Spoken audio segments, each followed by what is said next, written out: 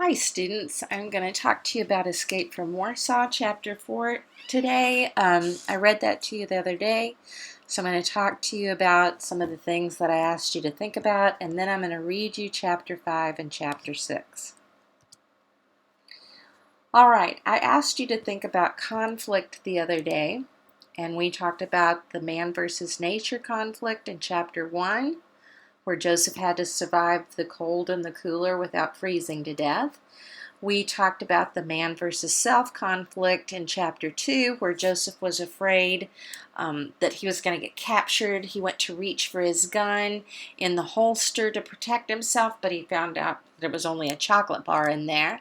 And then in chapter 3, we talked about man versus society and how the Nazi soldiers came looking at the chalet of the little old man and the little old woman. They came looking for an escaped prisoner who happened to be Joseph. And that's when Joseph hid in the chimney. Remember, he was in the prison camp because he turned the picture of Hitler facing the wall. Hitler was the leader of Germany. He was the leader of the Nazi Party. He was the law in that society. And so that's how Joseph came to be in prison.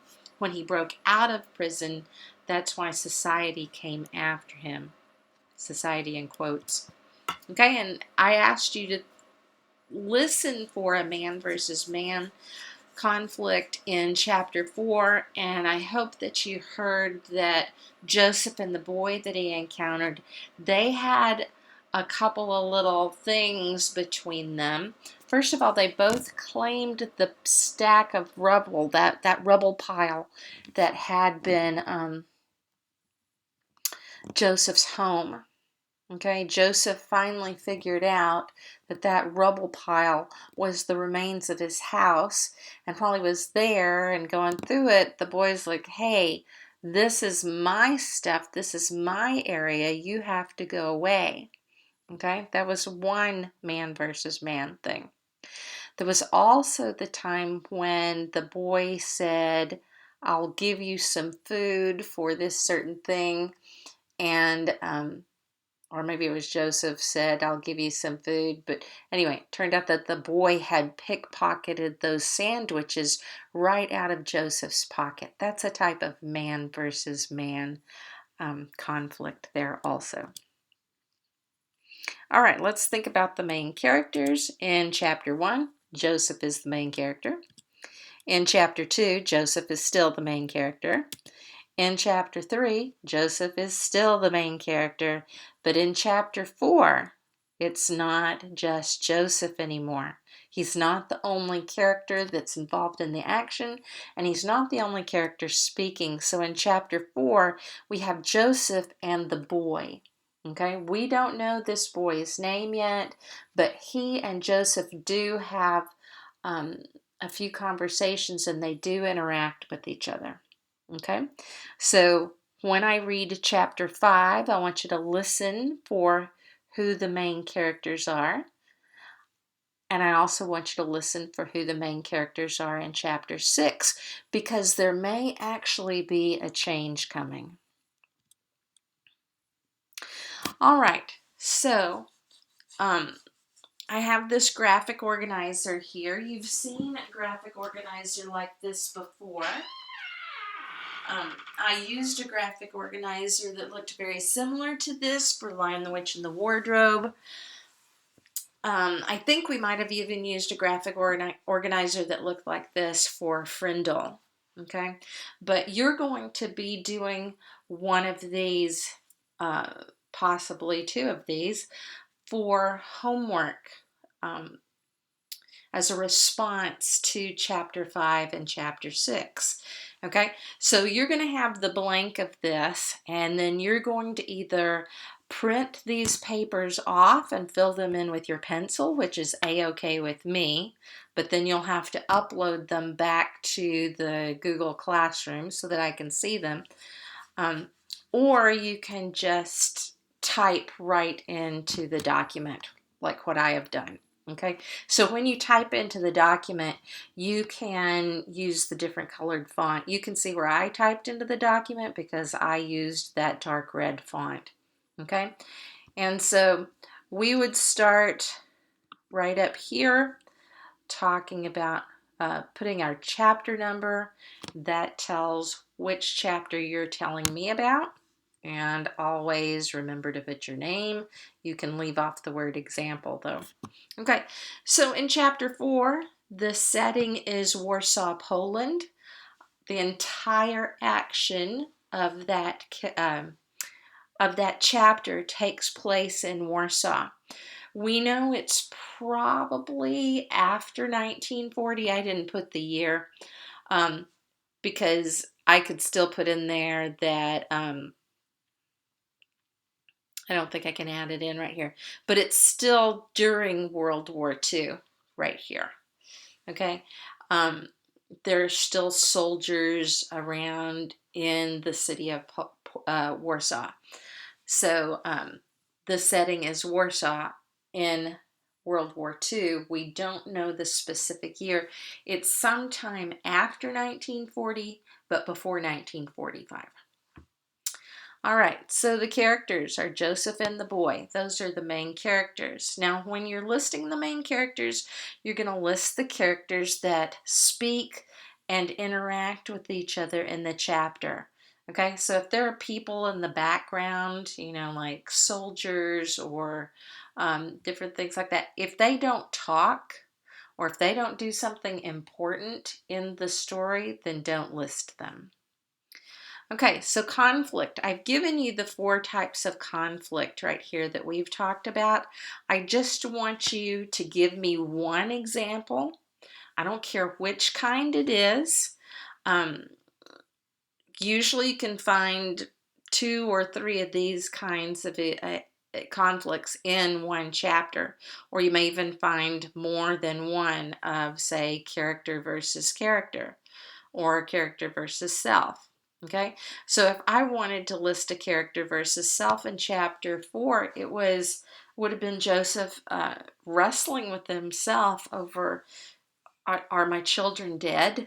Of course, they're presumed dead. The old neighbor lady that he visited assured him that they were dead, but he wrestled with himself and he just couldn't make himself believe that they were dead. That would be an example of character versus self conflict. But I asked you to look for a character versus character conflict, and so that would be Joseph versus the boy.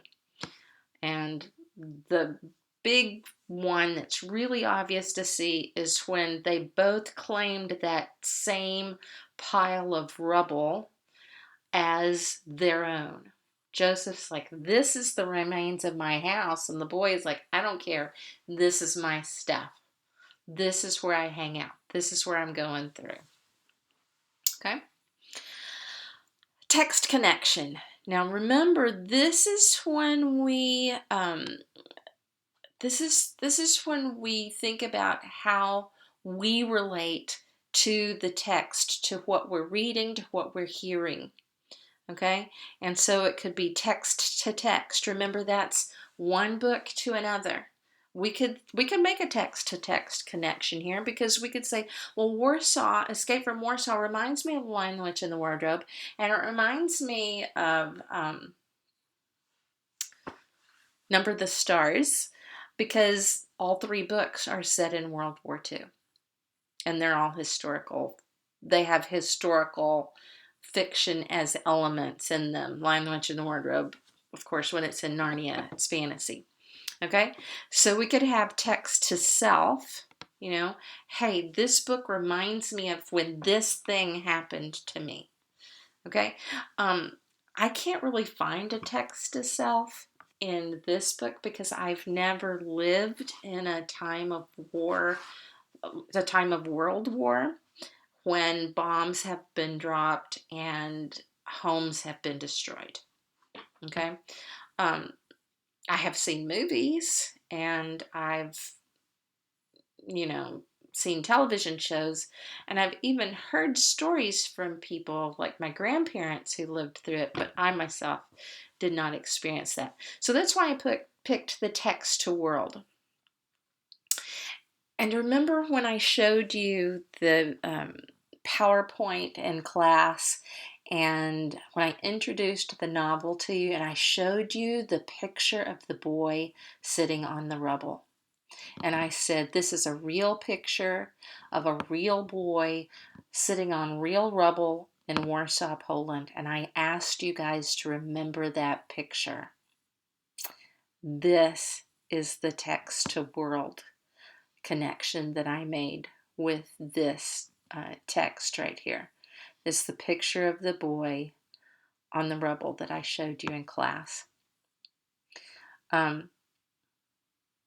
Try to go back in and put that picture in the PowerPoint or the Google Slides that I'm going to put up for you so that you can go back and look at it. It's not the one on the video, but it's one that you can go back and look at. Okay, I'll try to remember to do that. And then, of course, lastly, I came up with the summary of the chapter. Normally, I just want it to be 1 or 2 simple sentences that just tell the basic facts of what happened in the chapter. Okay, so the chapter was about 6 pages long, and I condensed it down to 2 sentences. So I said Joseph made it to Warsaw only to find his home destroyed and his children missing and presumed dead. I could have stopped right there, but I had a little bit more to say. He met a boy on the rubble of his home, and he traded Marguerite's silver sword to the boy in order to tell his kids to meet at the home of their grandparents in Switzerland. So that's one is what happened at the beginning of the chapter. The other is what happened at the end of the chapter. Remember that the name of the chapter was The Silver Sword. That was that little letter opener that Joseph found in the rubble, and he knew that that was his wife's because he had given it to her for her birthday. Remember, Marguerite has been taken off to Germany to as slave labor for the Nazis. Okay, so they just don't know what happened to the children. All right, so you can either read and watch and read along with me. Let me get that right. Or you can just sit back and listen. The goods train. Now, up to this point, the titles have been really important to what happened in the action of the chapter. A goods train is a train that carries goods. It's another way of saying a freight train. Okay, a freight train carries things like cars and different kinds of items that are being shipped around the country, maybe to go to car dealerships or stores or different things like that. So a goods train is the same thing as a freight train. Okay, chapter 5, the goods train. Joseph did not expect the boy to keep his appointment with him in the morning, but he was there, sitting on the rubble with his cat in his wooden box, waiting for him. "It's no use trying to pick my pockets this morning," said Joseph, sitting down beside him. "You've pinned the flaps," said the boy, "but that doesn't make any difference." Joseph moved away a couple of paces. "Keep your hands off," he said. "Now listen, I'm starting off for Switzerland tonight. I don't want to walk all the way, so I'm going to jump a train. What's the best place?" "You will be caught and shot," said the boy. "Or you will freeze to death in the trucks. The nights are bitter. Your hair will be white with frost and your fingers will turn to icicles.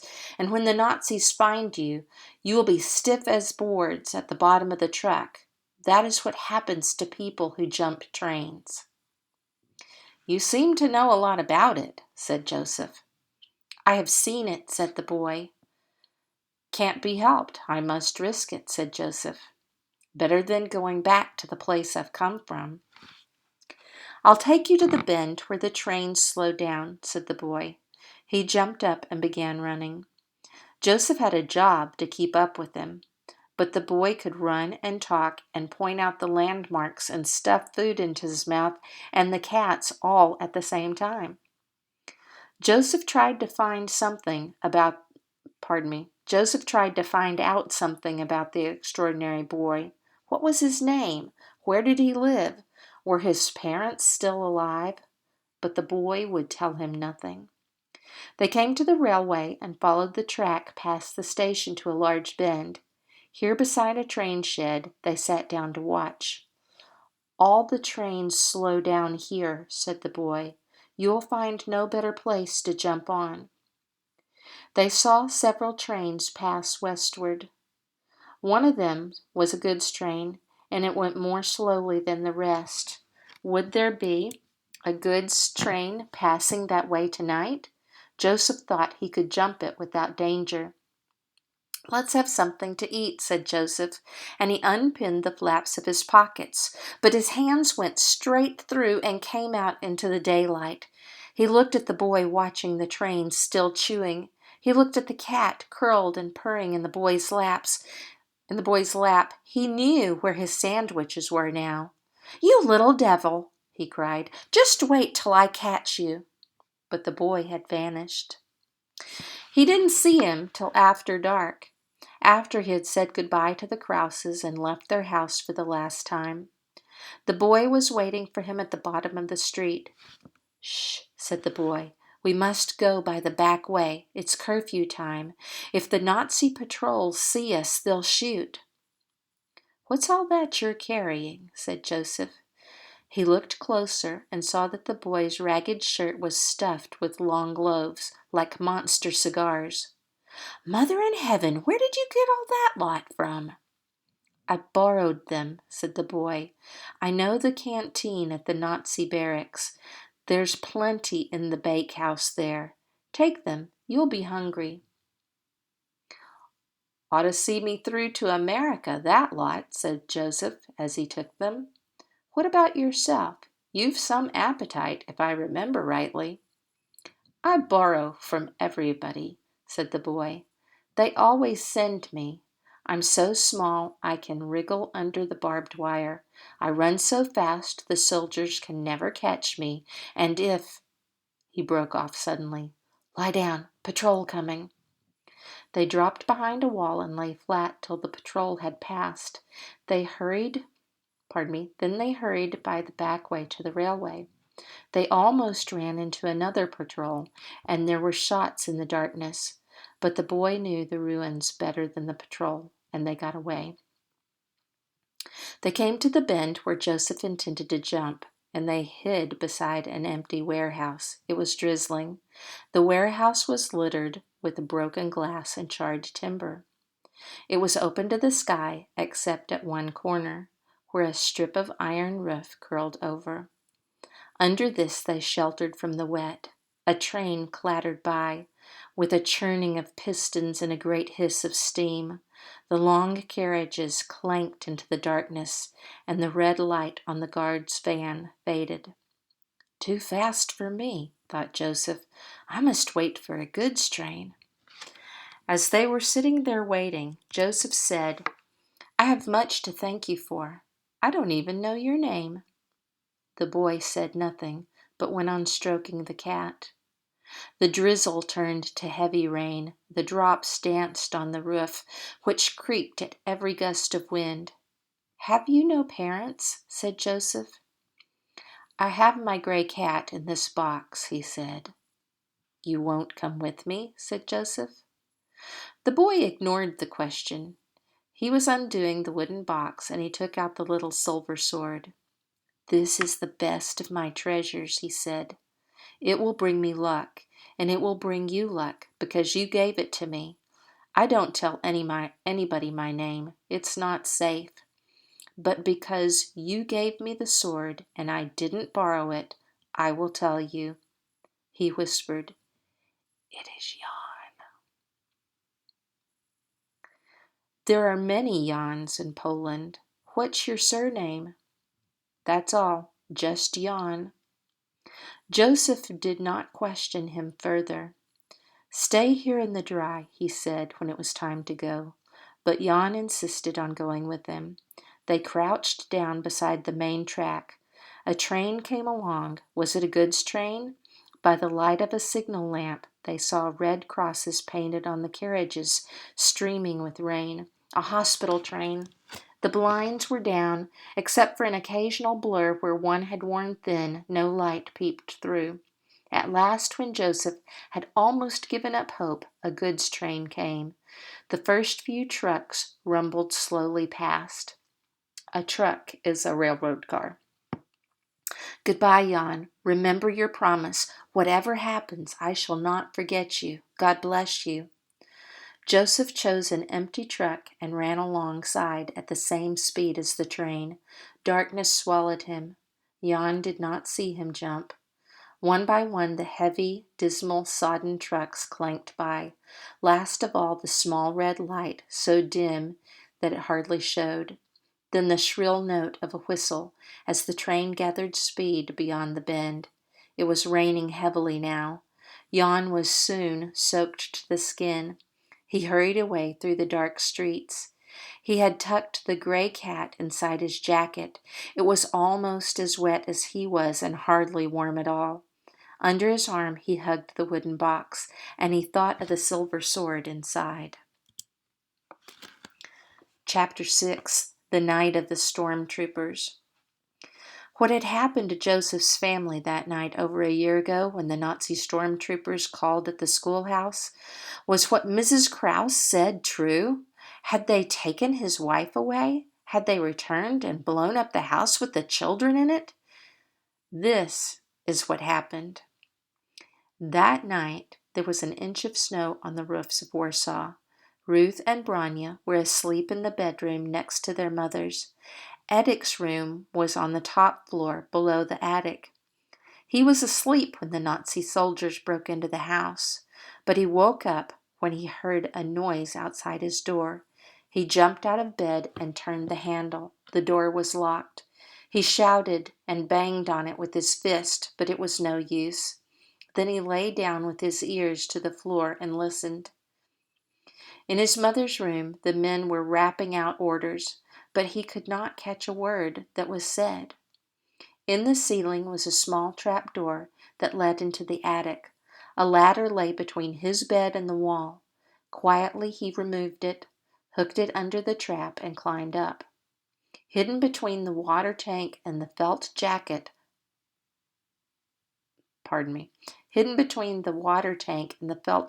round it was his rifle.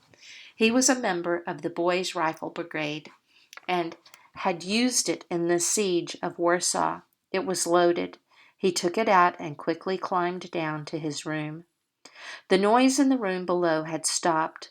Looking out the window into the street, he saw a Nazi van waiting outside the front door. 2 stormtroopers were taking his mother down the steps, and she was struggling. Quietly, Edik lifted the window sash till it was half open. He dared not shoot in case he hit his mother. He had to wait till she was in the van and the doors were being closed. His first shot hit a soldier in the arm. Yelling, the soldier jumped in beside the driver. The next 2 shots, Edik aimed at the tires. One punctured the rear wheel, but the van got away, skidding and roaring up the street. His other shots went wide. With the butt of his rifle, he broke down the door and ran down to his sisters. They were locked in too. He burst open the door. Branya was sitting up in bed and Ruth was trying to calm her. She was almost as distraught herself. Only the effort to comfort Branya kept her from losing control. "I hit one of the swine," said Edik. "That was very silly of you," said Ruth. "They'll come back for us now." "I couldn't let them take Mother away like that," said Edik. "Oh, be quiet, Branya. Howling won't help." "We must get away from here before they come back," said Ruth. With some difficulty they dressed Branya while Edik went into the hall to fetch overcoats and boots and fur caps. There was no time for Ruth to dress properly. She put on a coat over her nightdress and wound a woolen scarf round Branya. "We can't get out the front way," said Edic. "There's another van coming. I heard the whistle." "What about the back?" said Ruth. "The wall's too high. We'd never get Branya over. Besides, there are Nazis billeted in that street." Billeted means they're living there. "There's only one way, over the roof." "We'll never manage that," said Ruth. "It's the only way," said Edic. "I'll carry Branya. Be quick, I can hear them coming." He picked up the sobbing Branya and led the way upstairs. He was wearing his father's thick overcoat over his pajamas, a pair of stout boots on his bare feet, and his rifle slung on his back. When they were all up in the attic, he smashed the skylight. "Now listen, Branya," said Edic. "If you make a sound, we shall never see Mother again. We shall all be killed." "Of course we shall see her again," Ruth added, "but only if you do as Edic says." He climbed through the skylight onto the slippery roof. Ruth handed Branya up to him, then followed herself. The bitterly cold air made her gasp. I can't carry you yet, Branya," said Edic. "You must walk behind me and hold on to the rifle. It doesn't matter if you slip, if you hold on to the rifle and don't look down." The first few steps, as far as the V between the chimney and the roof ridge, were ghastly. Edic made a dash for it, grabbed the telephone bracket, and hauled himself up, with Branya clinging on behind. She was speechless with terror. He reached back and hauled Ruth up after him. After a few moments' rest, they slid down a few feet on the flat part that jutted out, a sort of parapet. The roof ridge lay between them and the street, so that they could not see what was happening down there, but they could hear shouting, the whine of cars and the screech of brakes. Luckily for them, all the houses on this side of the school were joined together in one long terrace. Otherwise, they could not have gotten away. Even so, it was a miracle that none of their slips and tumbles ended in disaster. They must have gone fully 100 yards when the first explosion shook the air. A sheet of fire leapt up from their house into the frosty night sky. They fell flat in the snow and lay there. The roof shook and the whole city seemed to tremble. Another explosion. Smoke and flames poured from the windows. Sparks showered into the darkness. "Come along," said Edic. "We shan't let them have us now." With growing confidence, they hurried along the rooftops. At last, by descending a twisted fire escape, they reached street level. On and on they hurried, not knowing or caring where they went as long as they left those roaring flames behind. They did not stop till the fire was far away and the pale winter dawn was breaking. They took shelter in the cellar of a bombed house. Exhausted, huddled together for warmth, they slept till long after midday, when cold and hunger woke them. All right, guys, I hope you enjoyed those 2 chapters. Now, remember to look back in the Google Slides that I post so you can look back at these pages to help you do your chapter notes. All right, thanks.